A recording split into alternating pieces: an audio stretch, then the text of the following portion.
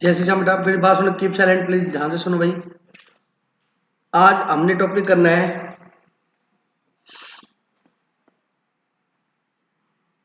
Calculation of interest on drawing. आज बेटा interest on drawing निकालना सीखेंगे। मैंने इंटरेस्ट ऑन कैपिटल टॉपिक आपको करवा दिया है और आज हम करेंगे इंटरेस्ट ऑन ड्राइंग टॉपिक। ध्यान से सुनना प्लीज।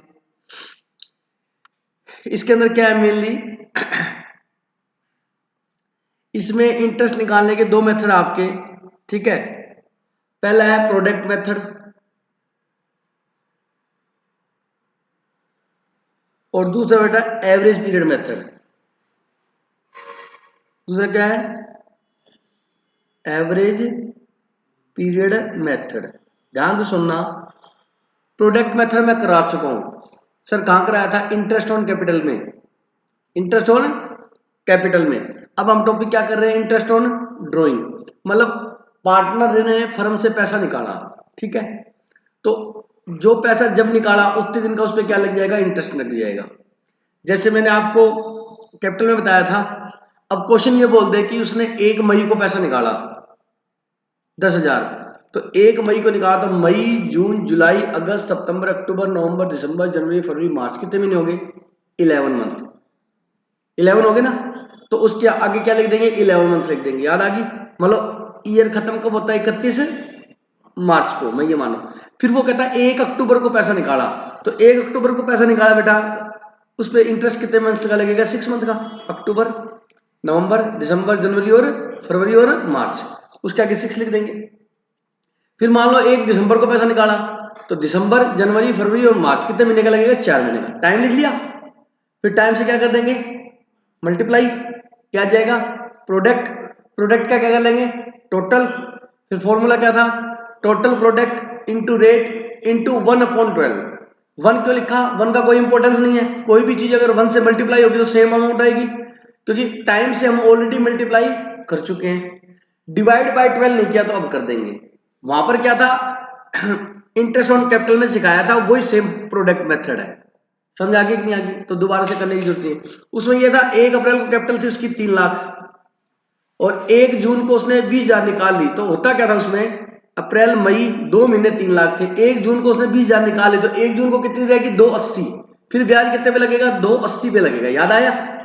तो इसमें कैपिटल नहीं है, इसमें क्या ड्राइंग है, जो निकाल ली वो फिर 31 मार्च तक का ब्याज कैलकुलेट होगा। बोलो बात समझ आएगी नहीं, मैं कहा की बात समझे साहिल।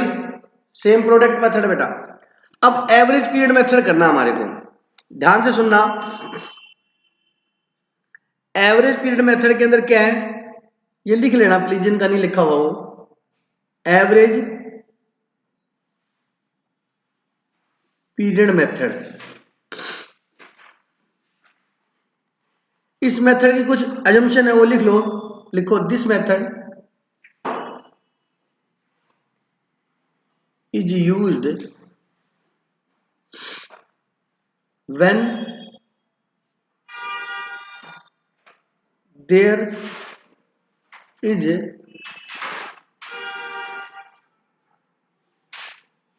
रेगुलर ड्राइंग्स और when a the amount of drawing is uniform। मतलब क्या, same amount. And B, the time interval between the two drawing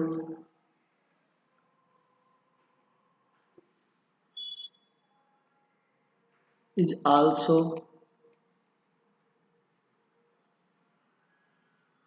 uniform।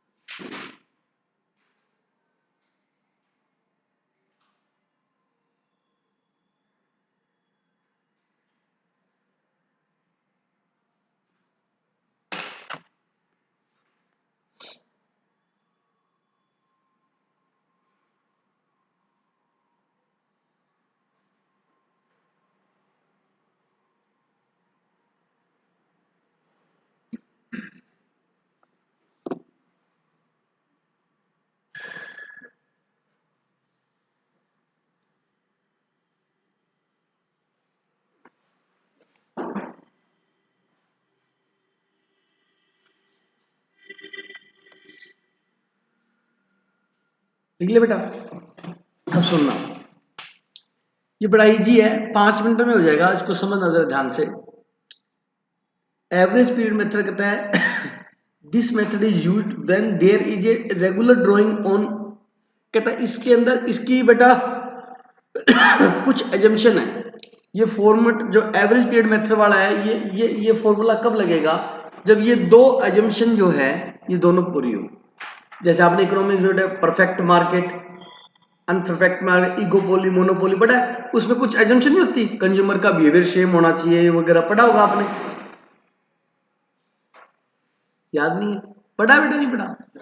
Perfect market, इगोपोली, monopoly, उसमें कंज्यूमर का एजम्पशन नहीं होती भाई, कंज्यूमर का बिहेवियर, नेचर, फैशन क्या होना चाहिए, सेम होना चाहिए, वो सी कुछ, वो जो बने हुए हैं ना कंसेप्ट, वो एजम्पशन के ऊपर बने हुए हैं। ठीक है, सुना प्लीज। अब ये एवरेज पीरियड मेथड क्या होता है? कहता है इसमें ये फॉर्मूले कब लगेंगे? जब जो आप ड्राइंग कर रहे हो ना, वो अमाउंट यूनिफॉर्म होना चाहिए, मतलब सेम होना चाहिए। मतलब हर महीने आप 10,000 निकाल रहे हो, अगर किसी महीने 10, किसी महीने 12, किसी महीने 15 निकाल रहे हो ना, तो फिर ये मेथड नहीं लगेगा। समझ आ गई? आपसे ये भी पूछेगा कि average period method interest on drawing का कब लगता है? जब अमाउंट क्या हो बेटा, सेम हो, हर महीने यूनिफॉर्म हो, और जो अमाउंट निकाल रहे हो, पहले अमाउंट निकालोगे, फिर दूसरी, फिर तीसरी, फिर चौथी, जो भी अमाउंट निकालोगे उनमें इंटरवल होना चाहिए, टाइम गैप क्या होना चाहिए, सेम होना चाहिए। जैसे आप हर महीने की 1 तारीख को निकालते हो, एक एक महीने बाद निकाल रहे हो, आप हर महीने 15 तारीख को निकालते हो, मिडल ऑफ द मंथ, और आप एंड ऑफ द मंथ निकालते हो। याद आ गया कंसेप्ट? तो उसमें यह है कि अमाउंट सेम होनी चाहिए और टाइम इंटरवल क्या होना चाहिए, सेम होना चाहिए, तब लगेगा ये। कौन सा? इस नाम नहीं पता, इसको बोलते हैं एवरेज पीरियड मेथड। क्या बोलते हैं इस मेथड को? क्या बोलते हैं? Average period method. Average period method क्यों बोलते हैं मैं भी बता देता हूं। अब सुनो, इसमें क्या क्या सिचुएशन बनती है। सिचुएशन फर्स्ट, लिखना मेरे साथ, लिखो लिखो। Partner if partner withdrawal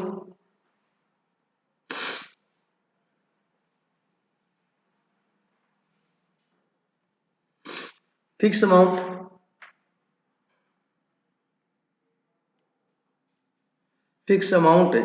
in the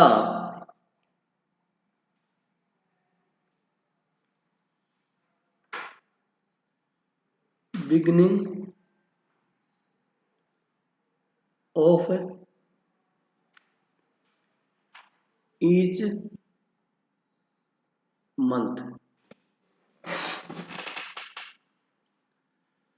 interest on drawing is equal to total drawing into rate into 6.5 divided by 12.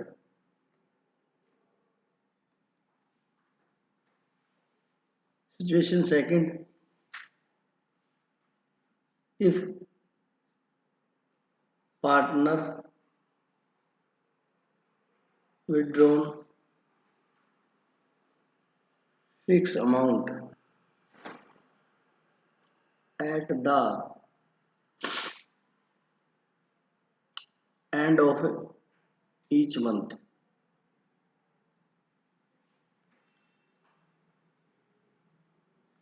interest on drawing is equal to total drawing into rate into 5.5 divided by 12. Situation third, if partner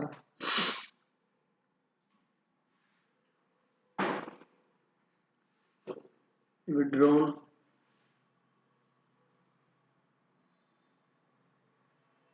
fixed amount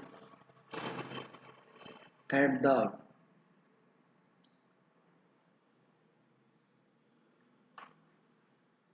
middle of each month,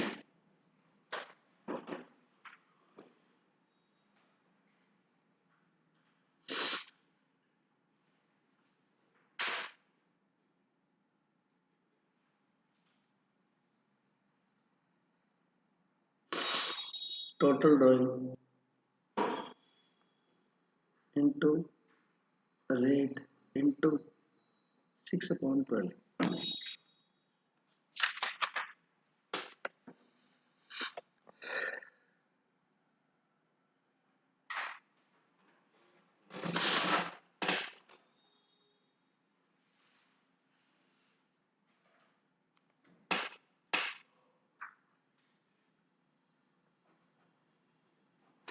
पहले situation में beginning of each month underline कर लो, दूसरी situation में and of each month underline कर लो, third में middle of each month underline कर लो।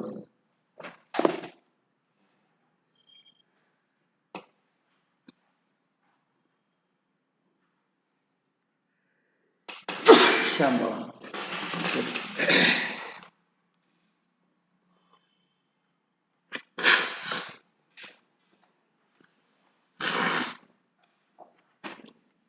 बिल्कुल simple है बेटा, ध्यान से सुनना। अगर वो हर महीने 1 तारीख को ड्राइंग करता है तो आपने क्या करना है, इधर देखो ध्यान से।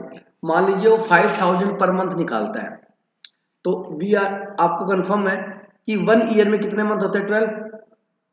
नपल हर महीने कितने निकाला बेटा? 5000। तो 12 इंटू 5 कितना हो गया? 60,000। मतलब पूरे साल में उसने कितना निकाला? फर्म से 60,000 रुपये निकाला। तो बेटा यहाँ पर जो आपने लिखा है टोटल ड्रॉइंग, तो यहाँ कितना आ जाएगा? 60,000 आ जाएगा। आगे बात समझे। अगर वो हर महीने 10,000 निकालता है तो 10 इंटू 12, साल में 12 महीने होते हैं, 10 इंटू 12 कितना होगा? 1,20,000। मतलब पूरे साल में जितना उसने फर्म से पैसा निकाला वो आएगा। ड्रॉइंग का मतलब होता है फर्म से पैसा निकालना, पार्टनर फर्म से पैसे निकाल रहा है। ये बात समझ आ गई। रेट ऑफ इंटरेस्ट क्वेश्चन में दिया हुआ होगा, 10% है, 12% है, 15% है, लिख दोगे वो देख के, लिख दिया। रेट जैसे 12% तो 12/100 आ जाएगा, परसेंट हटाओगे डिवाइड बाय 100 हो जाएगा बेटा, ठीक। अब यहां पर क्या लिखा है देखो, इंटू 6.5, ये आपको याद रखना है।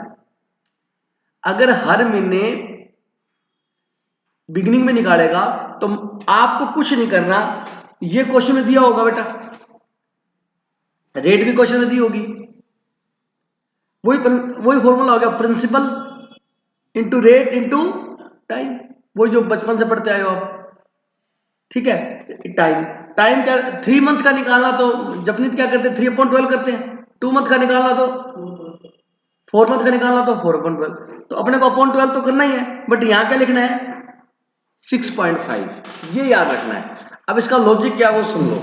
देखो ऐसे है, मान लीजिए 1 अप्रैल से 31 मार्च का है पूरा, 1 अप्रैल से 31 मार्च हमारा फाइनेंशियल ईयर है। अब जो पैसा साहिल 1 अप्रैल को पार्टनर ने विड्रॉल किया, 1 अप्रैल को फर्म से निकाला, उस पे इंटरेस्ट कितने मंथ का लगेगा? बेटा ध्यान से सुनो मैं क्या कह रहा हूं।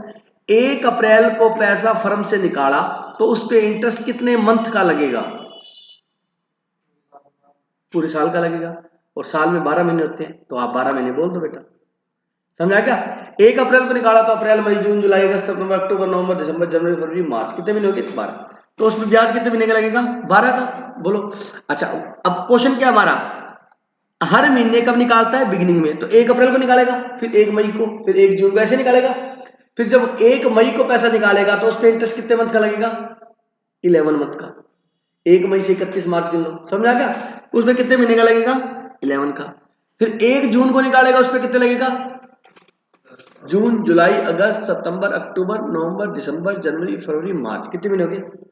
एक एक घटता जाएगा यार, कॉमन सेंस है ये तो। कितने महीने का लगेगा? 10 का। समझ आ गई मेरी बात? अब 1 जुलाई को निकालेगा उस पर, समझ रहे हो? फिर 1 अगस्त को निकालेगा, फिर 1 सितंबर को निकालेगा, फिर 1 अक्टूबर को निकालेगा, फिर 1 नवंबर को निकालेगा, फिर 1 दिसंबर को निकालेगा, फिर 1 जनवरी को निकालेगा, जनवरी, फरवरी, मार्च, 3 महीने होगी ना। फिर 1 फरवरी को निकालेगा, कितने हो गए? फरवरी और मार्च 2 महीने। फिर 1 मार्च को निकालेगा, उस पर कितने का? 1 महीने। बोलो बात समझ आ गई? मतलब पहले जो पैसे निकाले उसमें 12 महीने का, फिर 11 का, फिर 10 का।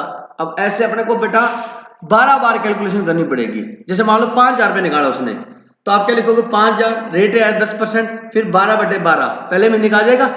बोलो बेटा। फिर क्या करोगे? 5,000, फिर रेट 12%, फिर दूसरे महीने का निकालो तो क्या लिखोगे? 11/12। 12। फिर तीसरी बार का निकालोगे तो 5000 रेट इंटू 10/12।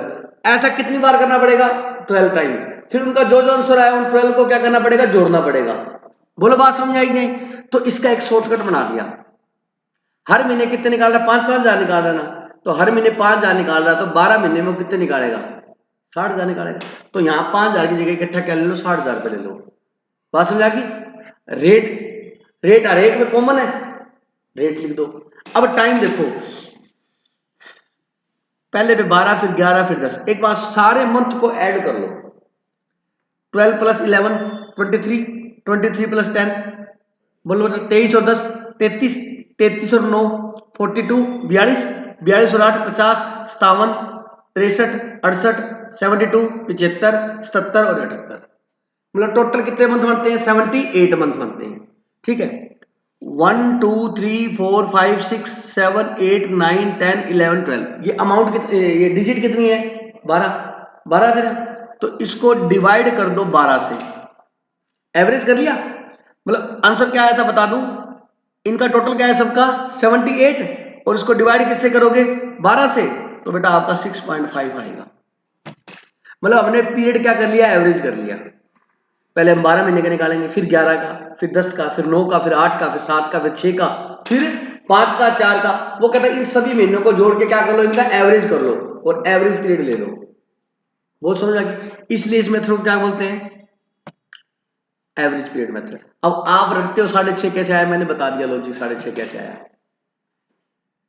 पहले आप 12 महीने का निकालोगे, फिर 10 का, फिर 9 का, 8 का, 7 का, फिर 6 का निकालोगे, फिर 6 5 4 3 का निकालोगे, तो उधर ज्यादा लगेगा, इधर कम लगेगा, तो एवरेज कर लिया टाइम का हमने। समझ आ गई मेरी बात? तो ये 6.5 ऐसे आया। समझ में आ गया? तो 6.5 महीने का लगा दो आपका आंसर। आप 12 बार कैलकुलेशन करो मनिंदर, और ऐसे एक बार करो, सेम आंसर आएगा। बोलो बात समझ आ गई कि नहीं? अब अगले फॉर्मूले में क्या है? 5.5। अब इस फॉर्मूले में कि हर महीने आप कब निकालते हो? एंड में निकालते हो। हर महीने कब निकालते हो? तो अब बताओ, 1 अप्रैल को नहीं निकालेंगे, कब निकालेंगे? 30 अप्रैल को। तो बेटा 30 अप्रैल को जब निकालोगे तो पहली जो ड्राइंग है उस पर ब्याज 11 महीने का लगेगा, क्योंकि आपने 1 अप्रैल को निकाला नहीं। कितने महीने का लगेगा? 11। फिर दूसरी पे 10। ऐसे करोगे तो एवरेज करोगे तो 5.5 आएगा। समझ आ गया? और इसमें आपको कहता है ना महीने के स्टार्टिंग में, ना महीने के एंड में, महीने के मिडल में निकालना है। मतलब 15 अप्रैल को, 15 अप्रैल को निकालोगे तो 15 अप्रैल से 31 मार्च 11.5 महीने हो गए। कितने बेटा? 11.5। पहले ड्राइंग पे कितने मंथ का ब्याज लगेगा? 11.5 मंथ, मतलब 11.5 महीने, 11.5 मंथ। फिर दूसरी ड्राइंग करोगे 15 मई को, उस पर कितना लगेगा? 10.5 मंथ का, 10 समझिए 10.5 महीने का, फिर 9.5। फिर उसका एवरेज करोगे तो कितना आएगा? 6 आएगा। मैं लॉजिक समझा चुका हूँ, थोड़ा सा फास्ट करा रहा हूँ, रिवीजन क्लासेज है। समझ आ गई मेरी बात? तो ये इस तरीके से आए हैं। आगे बात समझिए। अब और बढ़िया तरीका करता हूँ। ये तो लॉजिक समझ में आ गया। अब लॉजिक के बाद याद करने के तरीके में, कल जैसे हमने किया था DDL, क्या करना है? DDL प्लस, और शिप को क्या करना है? शिप को माइनस करना था। याद आ गया? यस। तो ऐसे आ जाओ। देखो, अगर भूल जाओ तो करके देख लेना, वैसे भूलने वाली बात नहीं है। अगर आप फर्स्ट डेट को निकालते तो क्या आएगा? 6.5। मिडिल डेट को निकालते तो क्या आएगा? 6। और लास्ट डेट को निकालते तो क्या आएगा? 5.5। बोलो बात समझ आएगी? अब सुनो, वैसे तो ये याद रहेगा, कोई हार्ड नहीं है। आप इन तीनों में से एक याद कर लो, बिगिनिंग वाला याद कर लो। महीने की पहली तारीख को निकाले तो क्या आएगा? 6.5। एक महीने का हाफ कितना होता है? 0.5 होता है। तो इसमें 0.55 का डिफरेंस है, देख लो। 6.5, 6 और 5.5। मैंने बीच में पहले लास्ट मंथ करेगा, पहली तारीख को निकाला तो कितना आएगा? 6.5। मिडल में निकालेगा तो क्या आएगा? 6। 0.5 कम करना है, और लास्ट में निकालेगा तो क्या आएगा? 5.5। बोलो बात समझ आएगी? क्लियर होगी मेरी बात? तो ये तब लगेगा हर महीने, ईच मंथ। याद हो गया बेटा? टोटल अमाउंट महीने के 5,000 निकालते तो 5,000 मत निकलना गलती से, टोटल अमाउंट विड्रॉल आएगी। महीने के 5,000 निकालते तो 12 महीने में कितने निकालेगा? 60,000। क्योंकि हम 12 बार कैलकुलेशन ना करके मनिंदर एक बार ही कर रहे बेटा। जब अपनी बात समझ आएगी, यूनिक आगे बात समझे? कोई डाउट है इसके अंदर? कोई डाउट नहीं है। अब वो कहता है भी मंथली नहीं निकालेंगे। क्या? मंथली नहीं निकालेंगे, पैसा क्वार्टरली निकालेंगे। क्या निकालेंगे? वो क्वार्टरली में भी तीन सिचुएशन बनेगी, क्वार्टर के स्टार्टिंग में, क्वार्टर के मिडल में और क्वार्टर के एंड में, वही तीन सिचुएशन बनेगी। ये कब होगा? ये कब होगा बेटा? ये जब तीनों सिचुएशन कब है? जब मंथली निकालेंगे, याद रखना। मंथली में दिमाग में सेट कर लो 6.5, 6 और 5.5। स्टार्टिंग से लग जाओ, 1 तारीख को निकालेगा 6.5, 15 को निकालेगा 6, 30 को निकालेगा 5.5, 0.5 कम करते जाना है, दिमाग को ऐसे सेट कर लो, ठीक है? चलिएगा, अब आ जाओ बेटा,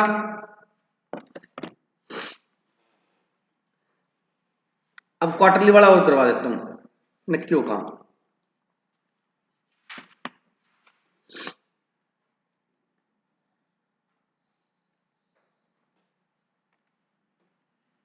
क्वार्टरली ड्राइंग, उसमें भी तीन सिचुएशन बनेगी। अब आप इसको सिचुएशन 4, 5, 6 लिख दो या दोबारा 1, 2, 3 कर लो। वो मंथली की थी, ये किसकी है? क्वार्टरली की। सिचुएशन फर्स्ट, इफ, लिख लो साथ साथ, इफ, इसमें से एक पक्का आएगा, a fix amount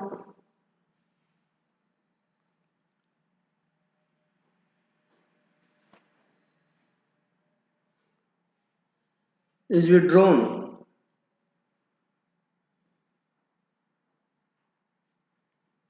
in the beginning of each quarter,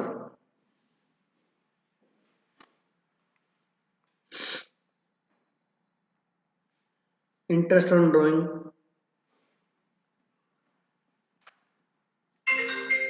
total amount withdrawn into rate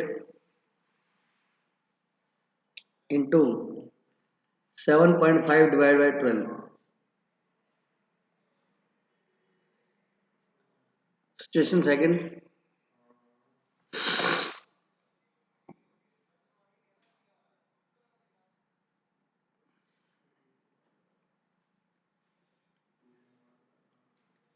if fixed amount is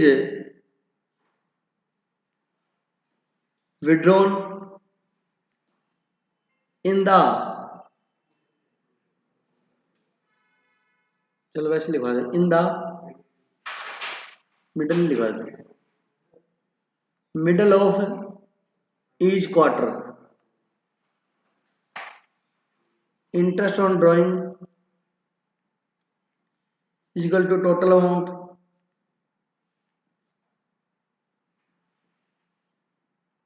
withdrawn into rate into 6 upon 12. Situation third, if fixed amount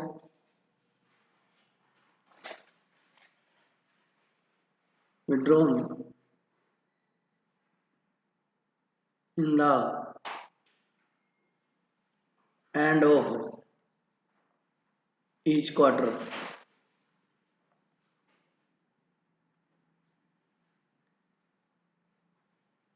interest on drawing is equal to total amount withdrawal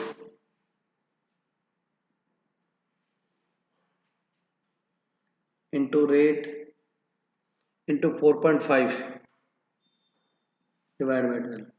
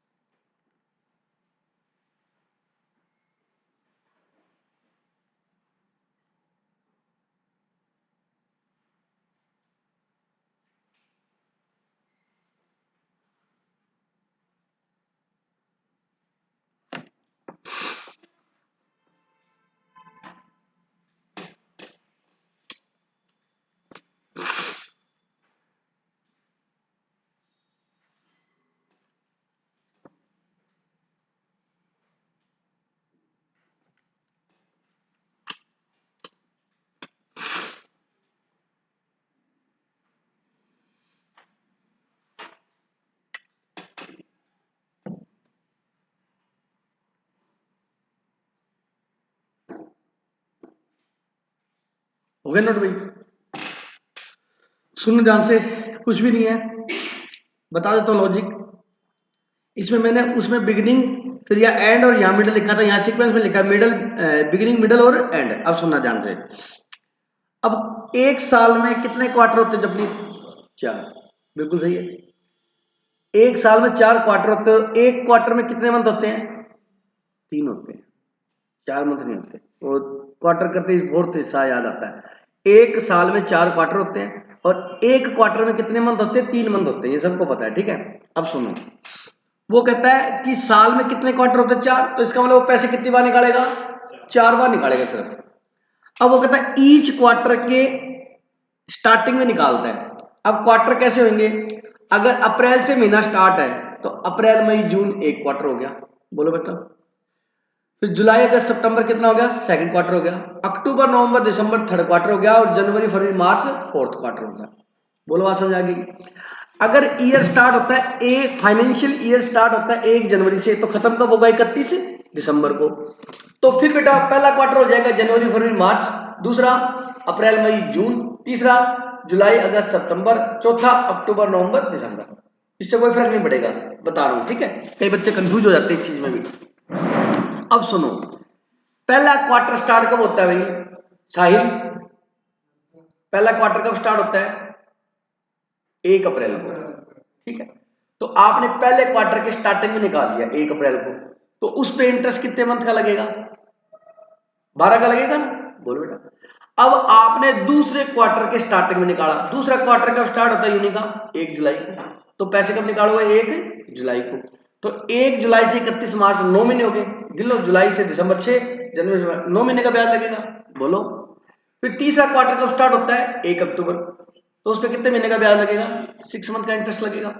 फिर fourth quarter कब start होता है? 1 जैन को, उस पर interest कितने month का लगेगा? 3 मंथ। बोलो समझ आ गया? कितने क्वार्टर हो गए अपने ये? 4। तो इसको डिवाइड किससे करना है? 4 से। 4 क्वार्टर तो 4 से डिवाइड करेंगे एवरेज करने के लिए। 12 + 9 कितना हो गया? 21। 21 और 6 27, 27 और 3 30। मतलब 30 को किससे डिवाइड करना है? 4 से। देख लेना 7.5 आएगा। लॉजिक समझ आ गया? ऐसे ही आप करोगे, एंड ऑफ द क्वार्टर करोगे तो ये आ जाएगा। पेपर में करके नहीं दिखाना, ये मैं आपको समझाने के लिए कर रहा हूं। अब आ जाओ, अब वहां डिफरेंस कितने का था यूनि का? 0.5 का, क्योंकि हर महीने निकालते तो महीना मतलब 1 महीना, महीने का हाफ करेंगे तो क्या आएगा? 0.5। बोलो बेटा समझ में आ गया? मनिंदर इधर देख ले बेटा, महीने का हाफ, 1 महीने का 1 का हाफ करो कितना होता है? तो 0.5 का डिफरेंस है। यहां क्वार्टर में कितने महीने होते हैं? उसका हाफ करो, 1.5। 1.5 यहां डिफरेंस देख लो कितने का है। गलती नहीं होनी चाहिए मेरे हिसाब से आपसे, समझा? कि मिडल में यहां पर भी 6 आया, वहां पर भी 6 था। थोड़ा दिमाग को सेट कर लो अच्छे से। मिडल में निकालता तो यहां पे भी 6/12 है, और वहां पर भी क्या है? 6/12 है। बात समझ आ गई? तो यहां 7.5, 6 और 4.5, वहां 6.5, 6 और 5.5। बोलो बात समझ आएगी नहीं? इन 6 में से एक पूछ लेगा आपसे। अब ये अगला और है, ये करवा देता हूं मैं, वैसे आता नहीं है, लिख लो। इफ लिखो, if fixed amount is withdrawn during 6 months,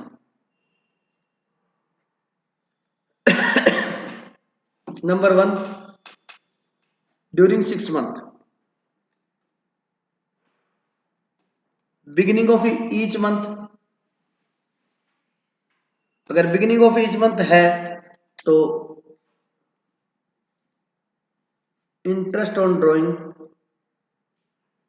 is equal to total drawing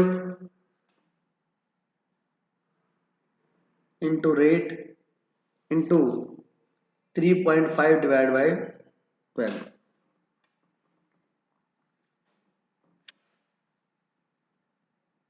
middle of each month है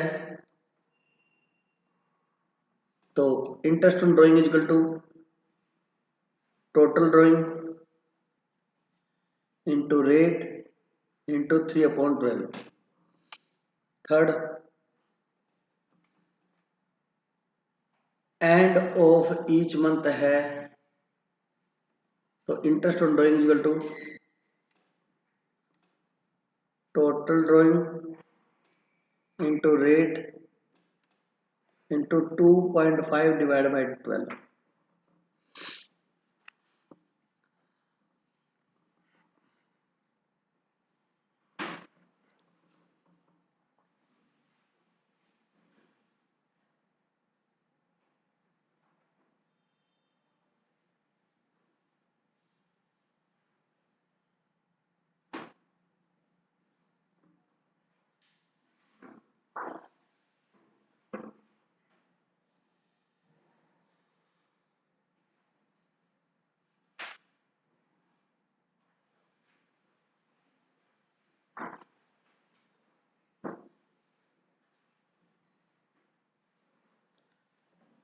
सेम है. अगर ये बोल दे कि वो ड्राइंग है ना सिर्फ 6 मंथ करेगा, कितने मंथ करेगा?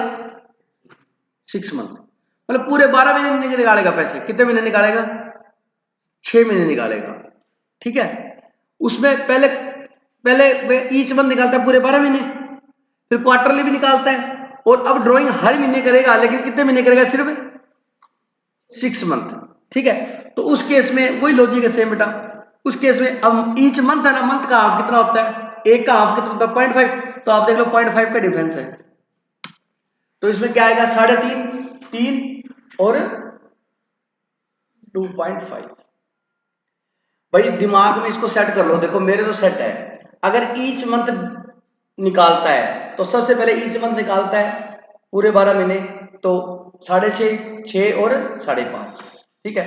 क्वार्टरली निकालता है 7.5, 6, 4.5.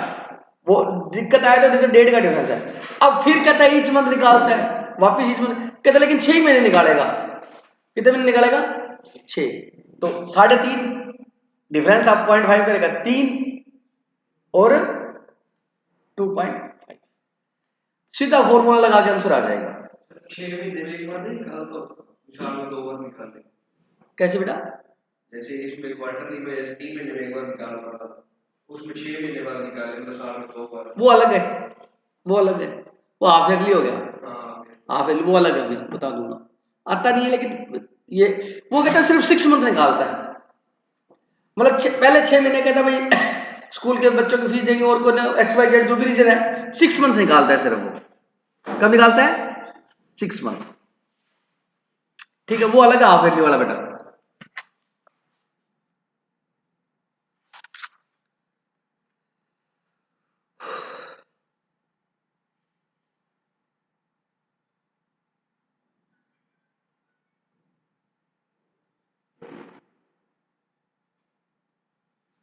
ये समझ में आ गया?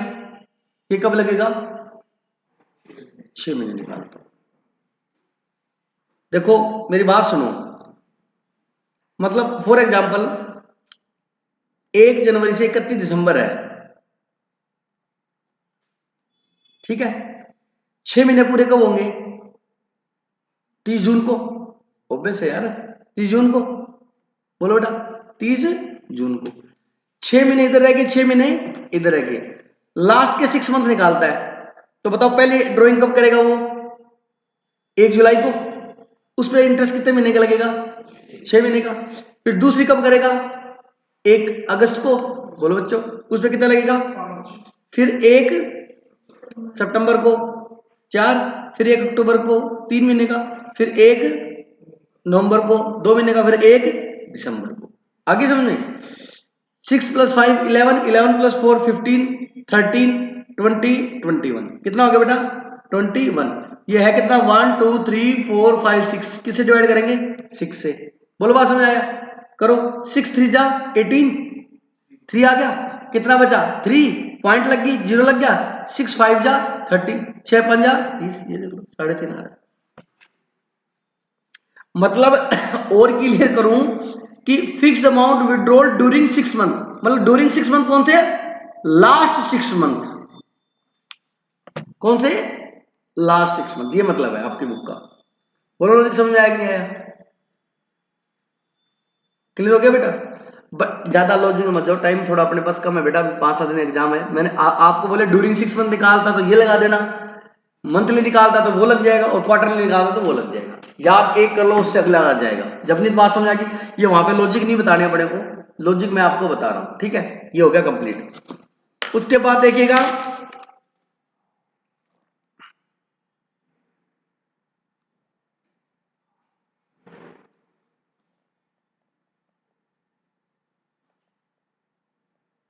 हाँ ये केस बड़ा इंपॉर्टेंट है, कई बार एग्जाम में भी आया हुआ 2 मार्क्स के अंदर। क्वेश्चन में बोलता है कि पार्टनर ने 10,000 रुपये ड्रॉइंग की, मनिंदर कितनी ड्रॉइंग की? 10,000। और क्वेश्चन ये नहीं बताता कि कब निकाले उसने पैसे, डेट नहीं बताता, बस एक बार ही ड्रॉइंग की है। कितनी बार ड्रॉइंग की है? एक बार ही की है। और क्वेश्चन ये नहीं बताता कि कब ड्रॉइंग की है। तो पहली बात तो ये एवरेज पीरियड मेथड, ये वाला फॉर्मूले नहीं लगेंगे। ये फॉर्मूले लगने के लिए दो बातें पूरी होनी चाहिए, एक तो अमाउंट क्या होनी चाहिए, सेम होनी चाहिए, और एक टाइम इंटरवल क्या होना चाहिए, सेम होना, तब फॉर्मूले लगेंगे वो, ठीक है? अब सर कभी कुछ निकालता है, कभी कुछ निकालता है, कभी कुछ निकालता है, तो प्रोडक्ट मेथड लगा दो ना, क्या दिक्कत है? और मत लगाओ प्रोडक्ट मेथड अगर क्वेश्चन नहीं निकाल दो। आप सिंपल निकालो, 1 जुलाई को निकाले 10,000, तो 1 जुलाई से 31 मार्च 9 महीने का लगा के आंसर आ जाएगा। फिर कहता है 1 अक्टूबर को निकाला, तो 1 अक्टूबर से लेके 31 मार्च तक 6 महीने का लगा दो। फिर कहता है 1 फरवरी को निकाला, फरवरी और मार्च 2 महीने का लगा के उसका आंसर आ गया, तीनों को जोड़ दो आंसर आ जाएगा। सिंपल। इंटरेस्ट लगाना तो आपको आता ही है यार, दूसरी क्लास में सीखा था, principle into rate into time. But question 3 दिन डेट दे दे अलग अलग, और कहेंगे इंटरेस्ट निकालो प्रोडक्ट मेथड से, तो आप जो अलग अलग निकाल रहे हो वो और प्रोडक्ट मेथड का सेम आएगा, लेकिन आपने अलग अलग निकाल के दिखा दिया तो नंबर नहीं देगा, क्योंकि उसने कौन से मेथड से पूछा है, प्रोडक्ट मेथड से पूछा है। लास्ट क्लास लगा जरूर लेना मेरी, आगे बात सुनिए। अब ये केस इंपॉर्टेंट है, लिखो इंपॉर्टेंट केस, लिखो। इफ इंपॉर्टेंट लगा लेना, यह बहुत बार आया हुआ है। If the date of withdrawal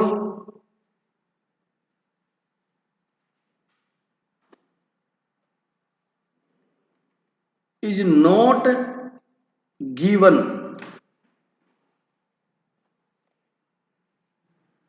is not given,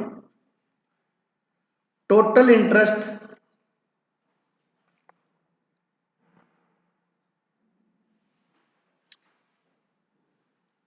चलो इंटरेस्ट ऑन ड्राइंग लिख लो, interest on drawing for the year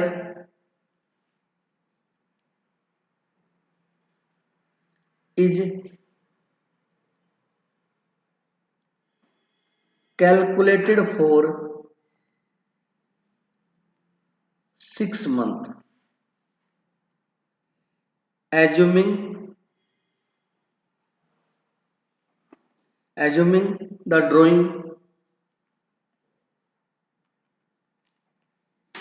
drawing to be equal on average basis।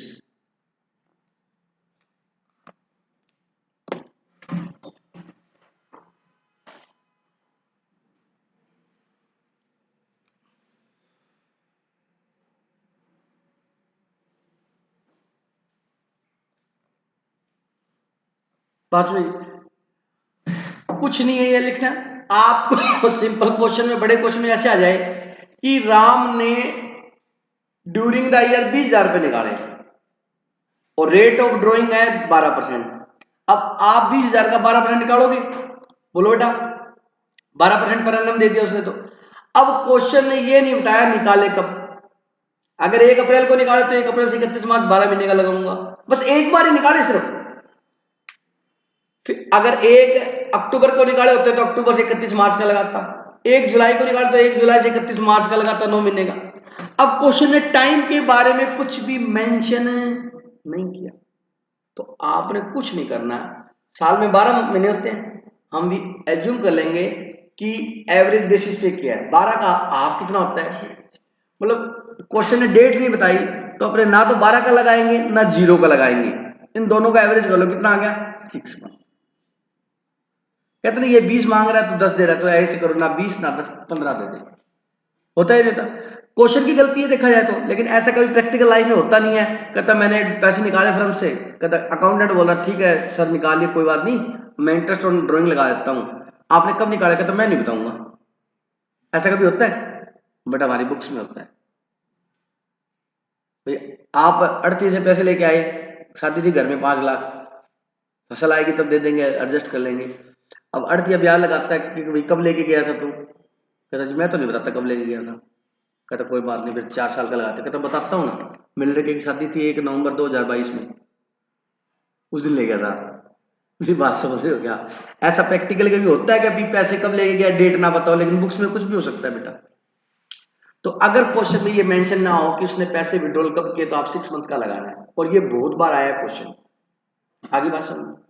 अच्छा, और सुनो, कई बार क्वेश्चन मजे लेने के मूड में होता है, सुनना ध्यान से। वो कहता है कि राम ने विड्रॉल किया, राम ने विड्रॉल किए 1 नवंबर 2021 को 50,000 रुपए। ईयर कब खत्म होता है? 31 मार्च को। कब खत्म होता है बेटा? ये जरूर देख लेना ईयर कब खत्म होता है, क्योंकि अगर ये ईयर खत्म होता 31 दिसंबर को होता तो 2 महीने का लगता, नवंबर और दिसंबर।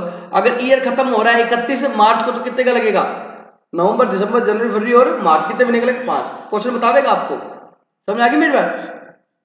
50,000 रुपए लगे, और रेट ऑफ इंटरेस्ट जो है वो है 12%। इंटरेस्ट निकाल के बताओ कितना आएगा जल्दी से।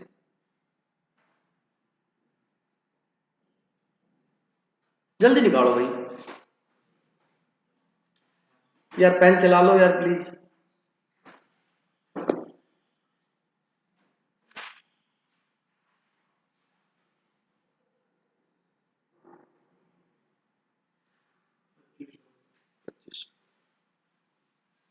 सुनो बेटा, आपने क्या किया? 50,000 इंटू 12%, बोलो बेटा, इंटू कितने महीने हो गए? नवंबर, दिसंबर, जनवरी, फरवरी और मार्च। कितने हो गए? 5। 5/12 ये हो गया। ये डिडक्ट 2 जीरो कट कितना है? 25। ये गलत है, ये 12% का के पर एनम नहीं लिखा हुआ, ये पूरे साल का रेट ऑफ इंटरेस्ट नहीं है।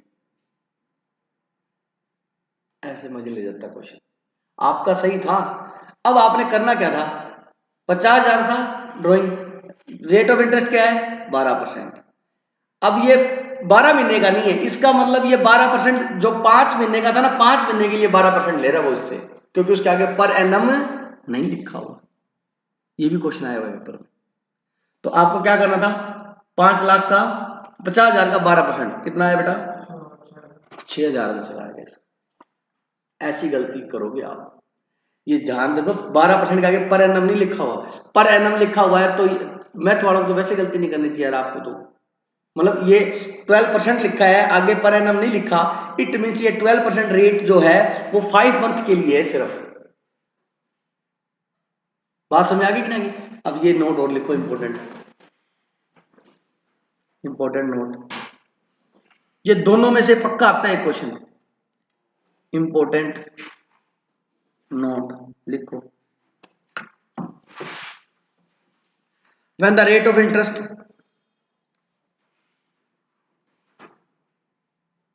when the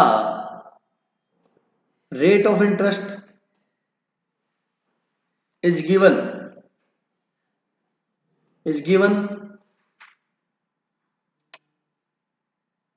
without the word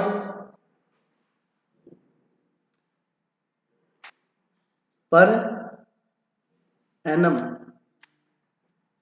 मतलब आपको रेट ऑफ इंटरेस्ट दी गई है और पर एनम वर्ड यूज नहीं किया हुआ, तो interest is charge without without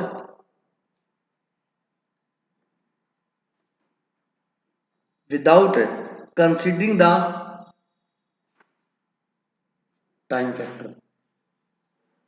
without considering the time factor, मतलब टाइम को कंसिडर नहीं करना, मतलब 4/12 5/12 नहीं करना, सिर्फ क्या करना है, दैट इज मतलब क्या करना है, ड्रॉइंग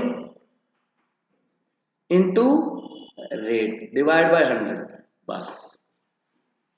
बोलो बात समझ आएगी नहीं?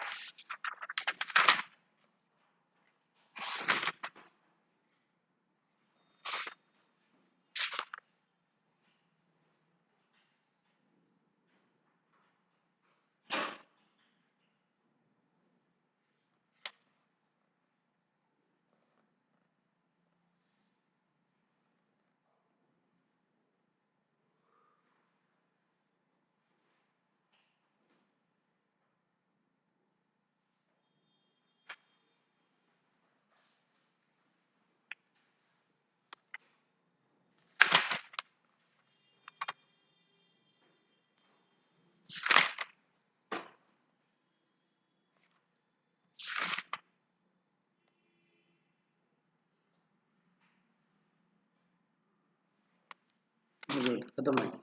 अब ध्यान से सुन लो, ये केस है, देखा जाए 3 वो कितने हो गए, 9, और 2 ये इंपॉर्टेंट बातें, 11 बातें होगी, आराम से याद रखना।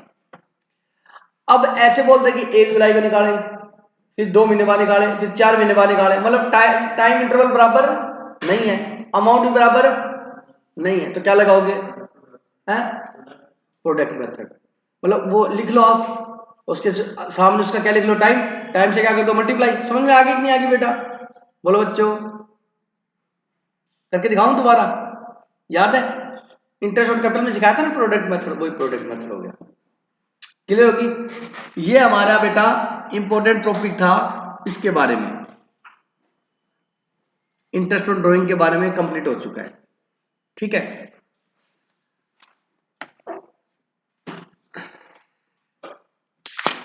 अब लिखो मैनेजर कमीशन,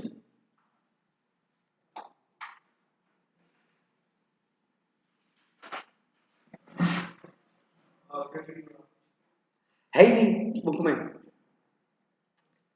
हाफ ईयरली वाला। आपको जब भी डेट दी हो ना और समझ में ना आए, तो जितने पीरियड का उसने लगाया उतने पीरियड का निकाल दो, उस बात खत्म होगी। समझ आ गई मेरी बेटा? हाफ ईयरली में भी जैसे मान लो हाफ ईयरली, एक साल में कितने हाफ ईयरली होते, 2। अगर मानो हाफ ईयरली के स्टार्टिंग में निकालता है तो 1 अप्रैल को निकालेगा, 12 महीने के निकालेगा। दूसरे हाफ ईयरली के स्टार्टिंग में निकालेगा, 1 अक्टूबर को निकालेगा, उस पर कितने लगेगा, 6 महीने का, उस पर कितने लगेगा, 12 महीने का। 12 और 6 कितने हो गए, 18, 2 है तो डिवाइड बाय 2 से करो तो एवरेज कितना आ गया, 9। आपकी बुक में कहीं नहीं लिखा हुआ, इसलिए नहीं बताया हमने, ठीक है बेटा? वो तुम्हारे टीचर ने हाफ ईयरली वही बताया होगा बेटा, और कंफ्यूजन होगी। मैं सारी बुक चेक कर ली, फालतू कराने का पहले सिचुएशन बहुत है, और फालतू क्या फायदा, ऐसे तो कितनी मर्जी सिचुएशन बना लें, ठीक है। अगर मैं कहीं समझ नहीं आए तो सीधी सीधी बात, principle into rate into time. समझ आ गई मेरी बात? चलिए, मैनेजर कमीशन बहुत आसान है, ध्यान से सुनना बेटा। मैनेजर कमीशन में 2 बातें हैं, केस फर्स्ट, एक तो होता है बिफोर चार्जिंग सच कमीशन, और एक क्या होता है, आफ्टर चार्जिंग सच कमीशन। देखना,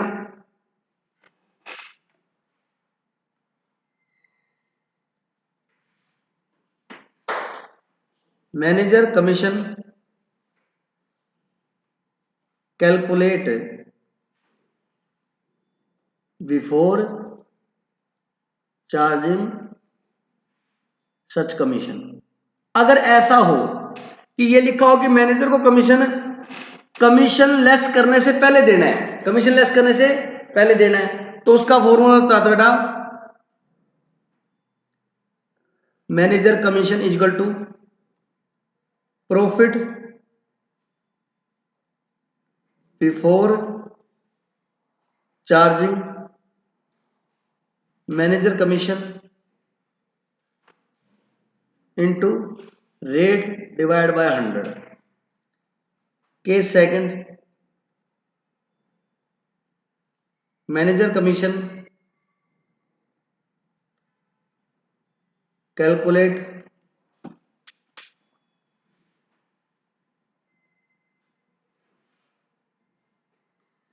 after charging such commission.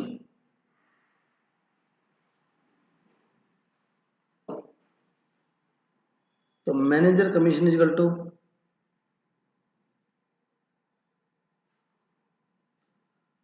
Profit before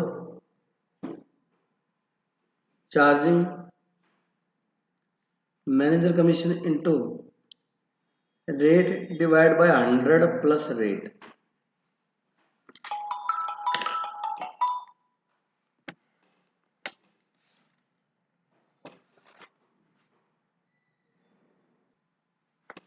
अब बेटा ये समझा रहा हूं मैं आपको मैनेजर कमीशन के कि बिफोर चार्जिंग और आफ्टर चार्जिंग में क्या फर्क है।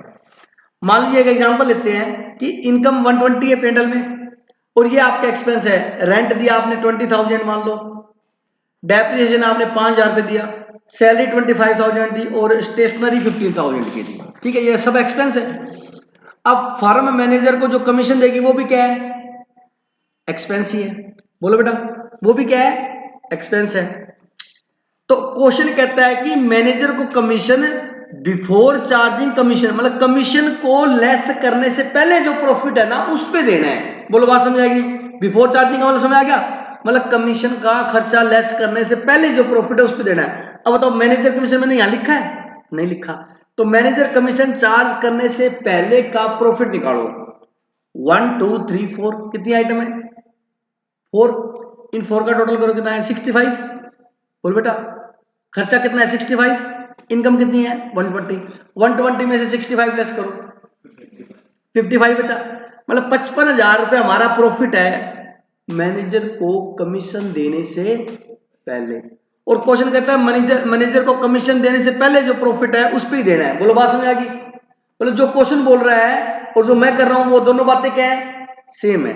तो मैनेजर कमीशन क्या करेंगे, मैनेजर कमीशन अपने क्या करेंगे, 55,000 रुपये मान लो 10% देना है। कितना देना है, 10%। तो 55,000 का 10% कितना हो गया बेटा बताओ, 5500। ये खर्चा आ गया। अब यहां क्या लिख देंगे, नेट प्रॉफिट। अच्छा ये इसमें से आप 1 2 3 4 5 लेस करो, या समझदार हो तो 4 तो पहले लेस कर चुके थे अपने, तो 4 लेस करने में कितना हो जाता, 55,000। एक खर्चा और लिखा हमने, 55,000 में से 5500 और लेस कर दो बेटा, 49,500। ये आंसर आ गया। बोलो बात समझ आ गई। मतलब सीधा आपने क्या किया, 55,000 का 10%, परसेंट का मतलब आ गया 100, मतलब रेट डिवाइड बाय 100 हो गया। ये लिखा मैंने, रेट डिवाइड बाय 100। बोलो बात समझ आएगी नहीं। अब अगर क्वेश्चन ये बोलता कि, ये बात समझ आ गई। अब मैं केस 2 करा रहा हूं। क्वेश्चन ये बोलता है कि मैनेजर को कमीशन कैलकुलेट करना है, और कमीशन कैलकुलेट करना है उसके लिए आपको प्रॉफिट वो लेना है आफ्टर चार्जिंग सच कमीशन, मतलब कमीशन लेस करने के बाद जो प्रॉफिट बचेगा ना वो लेना है। अब मेरी बात सुनो, इसको मैं काट रहा हूं एक बार। 1 2 3 4 ये एक्सपेंस है, ये एक्सपेंस लेस करके इसमें से आपका प्रॉफिट कितना बच रहा है, 55। लेकिन ये प्रॉफिट है कौन सा, before charging manager commission. Manager commission less करने से पहले का प्रॉफिट है 55। अब वो कहता है इसमें से आप कमीशन लेस कर दो, उसमें जो प्रॉफिट बचे उस प्रॉफिट का मैनेजर को कमीशन दो। भाई मैनेजर का कमीशन लेस कर ही नहीं सकता, क्योंकि मैं मैनेजर का कमीशन कैलकुलेट ही नहीं कर सकता। क्यों, क्योंकि क्वेश्चन कहता है मैनेजर का कमीशन आपने कौन से प्रॉफिट पे कैलकुलेट करना है, कमीशन लेस करने के बाद। और कमीशन लेस करने के बाद प्रॉफिट कब आएगा, पहले कमीशन आए। कमीशन कहता है मैं बाद वाले प्रॉफिट पे कैलकुलेट होऊंगा। बात समझ आ गई। और बाद वाला प्रॉफिट हमें मालूम नहीं है, तो assume, we are assume that. बोलो बेटा क्या करोगे, एज्यूम। जो चीज नहीं पता होता वो उसको एज्यूम करते, ये भी ध्यान से लो। प्रॉफिट आफ्टर मैनेजर कमीशन 100, कितना मान लिया, 100। तो अच्छा, मतलब मैनेजर को कमीशन देने के बाद जो प्रॉफिट है वो हमारा 100 है, एज्यूम कर लिया हमने। ठीक है, अगर मैनेजर को कमीशन देने के बाद प्रॉफिट 100 है तो फिर प्रॉफिट कितना आएगा बताओ। इक्वेशन 100 है तो कमीशन कितना देना उसको, 10%। बोलो बच्चों 10%। 100 का 10% कितना हुआ, 10। कमीशन देने के बाद प्रॉफिट 100 है, कमीशन 10 है, तो कमीशन देने से पहले प्रॉफिट कितना हो गया 110। अब बच्चों को यही समझ में नहीं आता। आगे बेटा, कमीशन देने के बाद प्रॉफिट 100 है और कमीशन मैंने 10 दिया, तो बताओ कमीशन देने से पहले कितना था 110 था, उसमें से 10 कमीशन दे दिया तो बाद में कितना बच गया 100। तो कमीशन देने से पहले कितना आया, तो प्रॉफिट